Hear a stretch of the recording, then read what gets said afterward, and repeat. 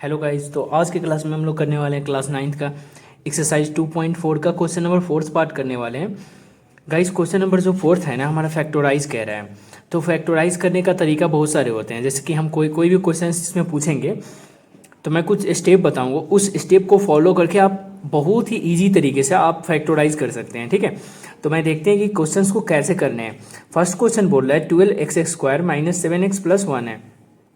ठीक है, तो ये क्वेश्चन है। अब हम लोग इसको फैक्टोराइज कैसे करेंगे, मैंने एक ऑलरेडी क्वेश्चन लिख रखा है। ठीक है, तो देखते हैं क्वेश्चन को फैक्टोराइज कैसे करना है। सबसे पहले हम लोग को इसमें ध्यान देने वाला है, जो इंपॉर्टेंट चीज़ है उसको क्या देखना है। देखिए, सबसे पहले हमें इसमें टर्म को देखना है। 12x² माइनस 7x प्लस 1 है। ठीक है, तो मुझे फर्स्ट टर्म और लास्ट टर्म को ध्यान से देखना है। फर्स्ट टर्म कितना है हमारा 12x² और लास्ट टर्म क्या है 1। तो इन दोनों का कोएफिशिएंट, हमारा लास्ट तो 1 है, 1 तो ऑलरेडी कोएफिशिएंट के फॉर्म में कांस्टेंट टर्म है, तो हमें 1 का कुछ नहीं करना है, 1 को ऐसे ही रखना है। लेकिन यहाँ पे 12x² है, x² के पहले हमारा कितना है 12, तो 12 और जो लास्ट टर्म है यानी फर्स्ट टर्म और लास्ट टर्म क्या करेंगे, मल्टीप्लाई कर लेंगे। तो 12 इंटू 1 कितना हो जाएगा 12। अब हमें क्या करना है, जो बीच वाला टर्म है यानी डेट मीन्स ये 7x है। अब हमें बीच वाले को ऐसे तोड़ना है कि जोड़ने घटाने पे क्या आना चाहिए, 7x आना चाहिए। ठीक है, या तो जोड़ो या तो घटाओ, जोड़ने या तो घटाने पे क्या आना चाहिए 7x, और मल्टीप्लाई करने पे हमारा कितना आना चाहिए 12x² आना चाहिए। ठीक है, x² आना चाहिए मल्टीप्लाई करने पे, ये इसका फंडामेंटल है। इसी रूल्स के अकॉर्डिंग हम लोग इसको फैक्टराइज करेंगे। तो देखिए, अब हमें क्या किया, इन दोनों कांस्टेंट टर्म को मल्टीप्लाई किया तो 12 आ गया। अब देखेंगे 12 हमारा किस किस टेबल के मल्टीपल में आता है। तो देखिए, सबसे पहले था हमारा 1 इंटू 12। ठीक है, इस टेबल में आ सकता है। ठीक है, और 6 इंटू 2 इस टेबल में भी आ सकता है। और एक और टेबल है 4 इंटू 3।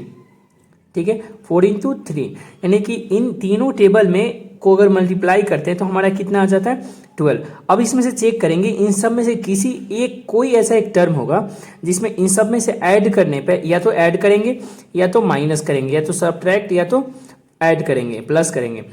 इन तीनों में से कोई ऐसा एक टर्म होगा कि जोड़ने घटाने पे हमारा कितना आ जाएगा 7x आ जाएगा, यानी 20 वाला टर्म लाना है मुझे। या तो जोड़ेंगे तो घटाएंगे। अब देखिए 12 और 1 को हम जोड़ते हैं तो कितना हो जाएगा, 12 1 को जोड़ेंगे तो 13 आ जाएगा और घटाएंगे तो कितना आ जाएगा 11। ऐसे ही अगर 6 2 को जोड़ेंगे तो प्लस करने पे तो 8 आ जाएगा और माइनस करने पे 4। इस तरह से भी 7 नहीं आ रहा है। अब देखिए 4 और 3 को हम लोग अगर जोड़ते हैं तो कितना आ जा रहा है 7 आ जा रहा है। गाइज ये हमारा फैक्टर पॉसिबल है, लेकिन 7 तो आ रहा है, लेकिन यहाँ पर क्या है माइनस का 7x है।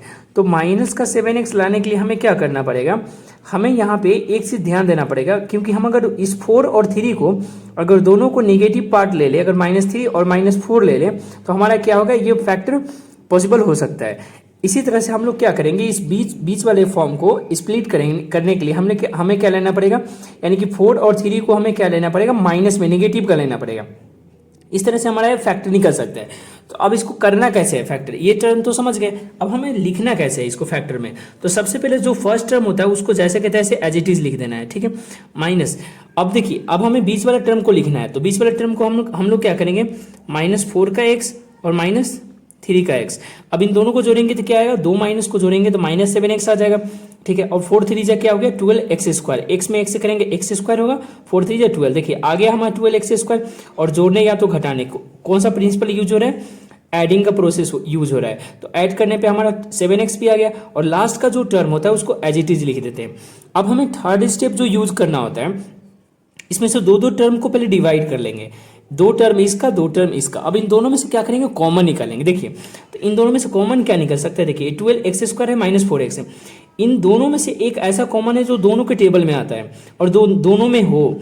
ठीक है नंबर, तो देखिए 12x² -4x है, तो 12 में से देखिए 4 के टेबल में दोनों आता है, 12 भी आता है 4 भी आता है, और दोनों में x है। तो दोनों में से क्या करेंगे, हम एक कॉमन कर लेंगे, x और 4 कॉमन कर लेंगे, तो 4x क्या हो गया हमारा, दोनों में से कॉमन निकल गया। अब देखिए इसमें से 12x² में से 4x निकल गया। देखिए 12x² में से हमारा 4x निकल गया, तो बचा क्या, x तो हमारा एक खत्म हो जाएगा। ठीक है, 4 3 जा 12, तो कितना बच गया 3 और एक x बच जाएगा ना। देखिए अगर देखिए अगर हम 4x में 3x से मल्टीप्लाई करेंगे तो कितना आ जाएगा 12x²। इसी तरह से हमारा कितना इसको कटाएंगे तो कितना आ गया 3x, यानी कि 12x² में से अगर 4x निकल गया तो क्या बच गया 3x, 4 3 जा 12 और x² तो x², ठीक है, क्योंकि x तो ऑलरेडी बाहर है, एक x तो बाहर है, इसलिए एक x अंदर में रह जाएगा, 4 3 जा 12, 3 बच गया माइनस। अब देखिए फर्स्ट का तो हो गया, अब बचा सेकंड। अब सेकंड में से देखिए 4x तो ऑलरेडी हमारा बाहर है, तो हमारा एक ही x तो बचा, सॉरी एक ही तो बचा ना, क्योंकि देखिए 4x तो बाहर है, तो इसके बदले हमारा क्या आ जाएगा 1 आ जाएगा, कुछ नहीं बचा। तो अब देखिए अब हमें क्या करना है, सेकंड में से अब कॉमन निकालना है। अब सेकंड में से कॉमन क्या हो सकता है, सेकंड में से कॉमन एक ही चीज हो सकता है जो दोनों के टेबल में आ रहा है। दोनों में से क्या कॉमन हो सकता है 1, ठीक है, 1x, ठीक है, क्योंकि देखिए दोनों में हमारा इसमें से 3 कॉमन करेंगे तो यहाँ भी 3 होना चाहिए था, लेकिन यहाँ से एक ही चीज़ है जो दोनों के टेबल में आ सकता है, वो 1 है, ठीक है। तो 1 हम लोग क्या करते हैं, दोनों में से कॉमन कर लेते हैं। तो इधर क्या बचेगा, देखिए -1 कॉमन कर लिए तो हमारा क्या बचेगा, इसमें से देखिए -1 कॉमन कर लिए तो हमारा इधर क्या बच जाएगा 3x बच जाएगा, ठीक है। और उसके बाद देखिए माइनस प्लस माइनस, तो यहाँ पे क्या लिखेंगे माइनस, माइनस प्लस माइनस, ठीक है, तो हमारा माइनस हो गया। और देखिए 1 तो कॉमन ही है, तो यहाँ पे क्या बचेगा 1 लाना है, तो 1 लाने के लिए हमें क्या लिखना पड़ेगा 1 ही तो लिखेंगे, जब ही तो देखिए माइनस माइनस प्लस 1 1 जा 1 आ गया, इसके सिमिलर आ गया। यही चीज़ देखना है स्प्लिटिंग करने के दौरान, हमें ये चीज़ ध्यान में रखना है कि हमें इनका जो मल्टीपल होना चाहिए ये होना चाहिए, ठीक है। और ये दोनों का जो मेन कॉमन का होगा, यानी कि ये पार्ट और ये पार्ट हमेशा सेम ही होगा, ठीक है। अब हमें लास्ट प्रोसेस होता है, उसको क्या करना होता है, जो कॉमन होता है ना उसको लिख देते हैं, इसका कॉमन और इसका कॉमन एक बार सेपरेट कर देंगे 4x - 1 और इसका भी कॉमन लिख देंगे 3x - 1, ठीक है गाइज। इस तरह से हमारा ये क्वेश्चन कंप्लीट हो गया गाइज। इसी तरह से हम देखेंगे इसी का 2.4 का क्वेश्चन नंबर 4 का सेकंड पार्ट देखेंगे। इसी तरीके से हम लोग स्प्लिट कर करके तोड़ेंगे और बाकी क्वेश्चंस भी करेंगे, ठीक है। अब हम लोग देखते हैं इसी का सेकंड पार्ट। हेलो गाइज, इसी तरह से देखते हैं हम क्वेश्चन एक्सरसाइज 2.4 का क्वेश्चन नंबर 4 का सेकंड पार्ट क्या करा है 2x² + 7x + 3 ये क्वेश्चन है। तो गाइस इसको भी हमें क्या करना है फैक्टराइज करना है। तो फैक्टराइज करने के लिए जो मैंने प्रोसेस आपको फर्स्ट क्वेश्चंस में बताए थे उसी उसी प्रोसेस का हमें यूज करना है इसमें भी, ठीक है। तो अब हम लोग करते हैं उसी प्रोसेस का यूज करके इसका भी हम लोग फैक्टर निकालेंगे। तो देखिए इसमें हमने पहले वाले क्वेश्चंस में हमने जो प्रोसेस यूज किया था, पहले क्या बताया था आपको, फर्स्ट वाले टर्म और लास्ट वाले टर्म से क्या करना है मल्टीप्लाई करना है। तो 2x² में 3 से मल्टीप्लाई करेंगे तो 2x² × 3 कितना हो जाएगा हमारा 6x², राइट, इतना आ गया। तो हमें क्या करना है, अब इसको मल्टीप्लाई करने के बाद बीच वाला 7x है, अब हमें इसे ऐसे तोड़ना है कि मल्टीप्लाई करने पे कितना आना चाहिए 6x² आना चाहिए, ठीक है। और ऐड या तो ऐड करें या तो सब्ट्रैक्ट करें, हमारा आना कितना चाहिए 7x। तो 6x² है, तो 6x² में से हमारा जो इसका कोएफिशिएंट है कितना है 6, ठीक है। अब देखिए 6 हमारा किस किस नंबर से आ सकता है, 6 का मल्टीपल कौन कौन सा हो सकता है, एक तो खुद 6 × 1 हो सकता है, ठीक है, और दूसरा हमारा 2 × 3 हो सकता है, और बस यही हो सकता है 3 × 2, बस यही हो सकता है, यही दो पॉसिबल फैक्टर बन रहा है। अब देखिए हम इन दोनों में से देखते हैं, 6 हमारा इन दोनों नंबर से आ सकता है। अब इन दोनों में से देखेंगे किस किस नंबर को अगर ऐड करते हैं, अब इन दोनों नंबर को देखते हैं, ऐड करके देखते हैं हमारा 7x आ रहा है कि नहीं, 7 आ रहा है कि नहीं। अब देखिए 6 1 को अगर यूज करते हैं तो हमारा कितना आ जाएगा 7, अगर घटाएंगे तो हमारा 5 आ जाएगा। तो हम लोग क्या करना पड़ेगा, हम दोनों को इन दोनों नंबर्स को क्या करना पड़ेगा जोड़ना पड़ेगा, जब ही हमारा 7x आ गया, ठीक है। और हम इसको मल्टीप्लाई भी करेंगे तो 6x² आएगा, लेकिन इसको x के फॉर्म में लिखना पड़ेगा। अब इसको हमारा फैक्टर आ चुका है, देखिए 3 2 नहीं हो सकता है क्योंकि 3 और 2 को जोड़ेंगे तो 5 आ जाएगा और इसको घटाएंगे तो 1 आ जाएगा, तो ये तो होगा ही नहीं, ये डेफिनेटली फैक्टर हो सकता है। अब इसको लिखना कैसे है, जैसे मैंने पहले बताया था 2x² है, इसको लिख लेंगे प्लस, अब देखिए हमारा जो टर्म था 6 और 1 था, तो इसको लिखेंगे कैसे 6x + x। अब देखिए इन दोनों को जोड़ेंगे तो हमारा कितना आ जाएगा 6x और 1x कितना हो जाएगा 7x हो गया, इसका फैक्टर हो गया, स्प्लिट हो गया। अब लास्ट में जो टर्म बचता है उसको एज इट इज लिख देते हैं जैसे के तैसे। अब मैंने क्या बताया था, इन दोनों टर्म में से क्या करना है कॉमन निकालना है। तो देखिए इन दोनों टर्म में क्या चीज़ है जो दोनों में है, अब देखिए इसमें x है, इसमें 2x है, इसमें x2 है, इसमें x1 है, तो दोनों में से x तो कॉमन हो जाएगा और दोनों 2 के टेबल में आता है, तो इन दोनों में से क्या हो जाएगा 2x क्या करेंगे हम लोग कॉमन निकालेंगे, तो बचेगा क्या हमारा x बच गया, ठीक है, x और प्लस, अब देखिए 2x तो हमारा इसमें से कॉमन है तो बचेगा, देखिए 2x तो ऑलरेडी इसमें से निकल चुका है, तो हमारा बचेगा क्या इसमें 3 बच जाएगा। देखिए और यहाँ पे क्या है 6x है, देखिए 2x² में से हमने क्या किया x तो कॉमन निकाल लिया, तो 2x² में से x कॉमन निकल, देखिए यहाँ पे 2x² हमारा इन दोनों में से निकल चुका है, ठीक है, यहाँ पे निकल चुका है। तो बचा क्या, इसमें हमारा 2x² है, तो हमारा अकेला क्या बचा, x ही तो बचा, ठीक है, तो x लिख दिया।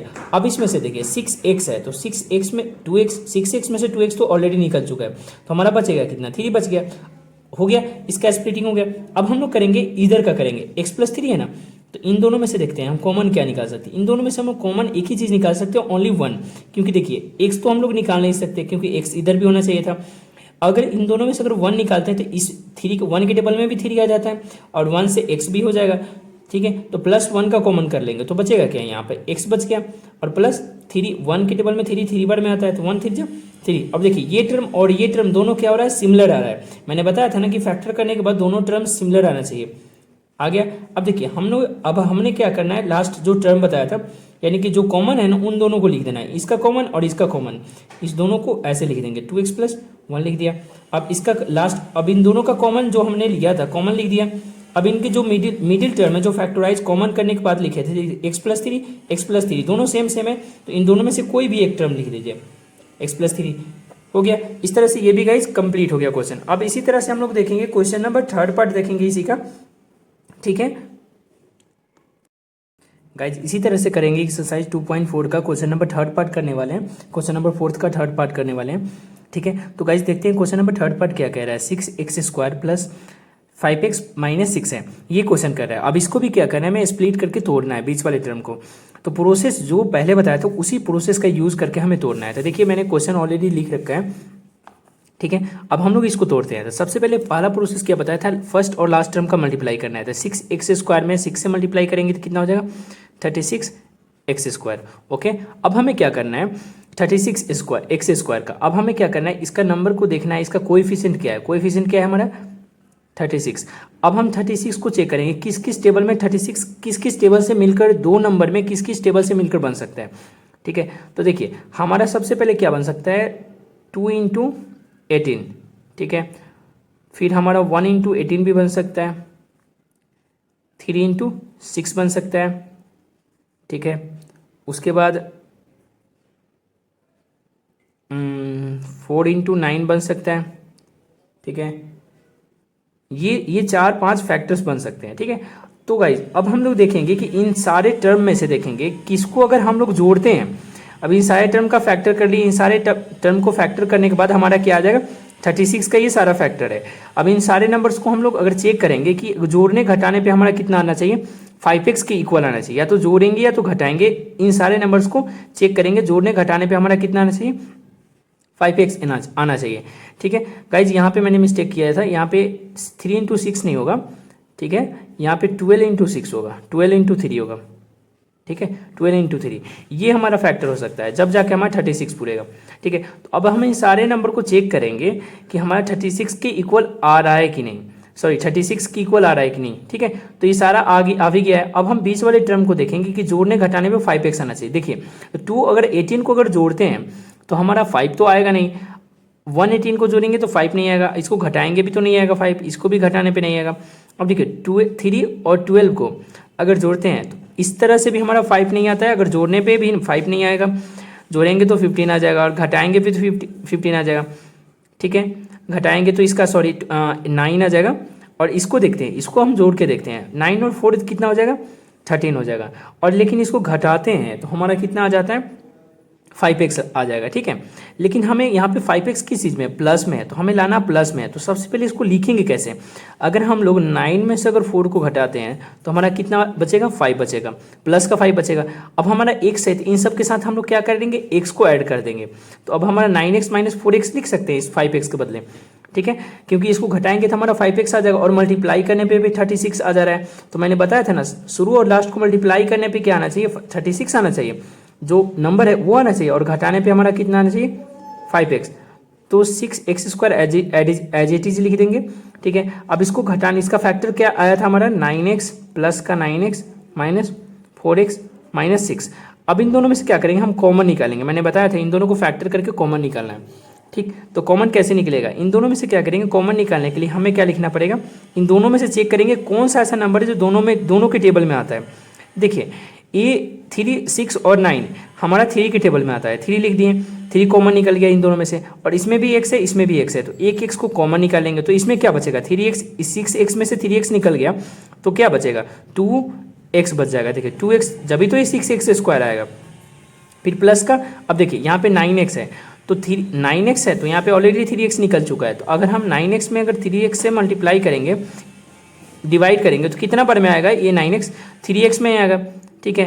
3x अगर 3 बार में आ जाएगा हमारा 9x, तो देखिए हमारा इस 9x में से 3x ऑलरेडी बाहर है, तो बचा क्या हमारा 3 बच गया, 3 3 जा 9x आ गया, ये हमारा हो गया कॉमन। अब इन दोनों में से कॉमन निकालेंगे, तो इन दोनों में से कॉमन क्या पॉसिबल हो सकता है, देखिए 4x यहाँ पे और -6 है, तो इन दोनों में से कॉमन हमारा एक ही चीज़ हो सकता है जो दोनों के टेबल में आता है, 2 कॉमन निकाल सकते हैं। तो 2 के टेबल में दोनों आता है, 4 भी आता है 6 भी आता है, तो 2 कॉमन निकालिए, माइनस का 2 निकालेंगे, ठीक है। अब देखिए यहाँ पे अब हमारा 2 निकल चुका है, तो यहाँ पे 4x लाने के लिए हमें क्या लिखना पड़ेगा, 2 2 जा 4, 2 2 जा 4 हो गया, और x है तो x लिख देंगे। देखिए हमारा 2 2 जा 4 x आ गया, प्लस माइनस माइनस आ गया। अब देखिए यहाँ पे हमें क्या है -6 है, तो -6 है तो उसमें से पहले से 2 कॉमन निकाल रखा हूँ, तो 2 में अगर 6 से डिवाइड करेंगे तो कितना आएगा 3 आएगा, तो 2 3 जा 6 हो गया, तो हमें लिखना पड़ेगा माइनस लाने के लिए हमें क्या लिखना पड़ेगा यहाँ पे प्लस, 2 3 जा 6, माइनस प्लस माइनस आ गया सेम सेम। अब देखिए बीच वाला टर्म दोनों का सेम सेम आ गया, यानी कॉमन हमारा सेम आना चाहिए था, वो आ चुका है। अब हमारा देखिए इन दोनों में से जो कॉमन है उनको एक साथ में लिख देंगे, पहले 3x - 2, ठीक है। अब हमारा जो बच रहा है यानी 2x + 3 और 2x + 3, इन दोनों में से एक किसी को लिख देंगे, बस हमारा हो गया कंप्लीट, ठीक है गाइज। इस तरह से हमारा ये भी क्वेश्चन कंप्लीट हो गया। गाइज इसी का जो 4th पार्ट है क्वेश्चन आप लोगों को खुद से करना है, अगर ये क्वेश्चंस अगर नहीं होंगे तो आप लोग कमेंट बॉक्स में लिखिएगा, उसके बाद मैं इस क्वेश्चंस को कंप्लीट कर दूंगा। अगर आप लोगों को डाउट होगा इसको प्रैक्टिस करना है खुद से आप लोगों को, क्वेश्चन नंबर इसी का 4th पार्ट है, इसी तरीके से यूज़ करना है, इसी प्रोसेस को यूज़ करके आप लोगों को निकालना है गाइज। इस तरह से हमारा अब हम लोग करेंगे नेक्स्ट क्वेश्चंस को करेंगे अगले वीडियो में।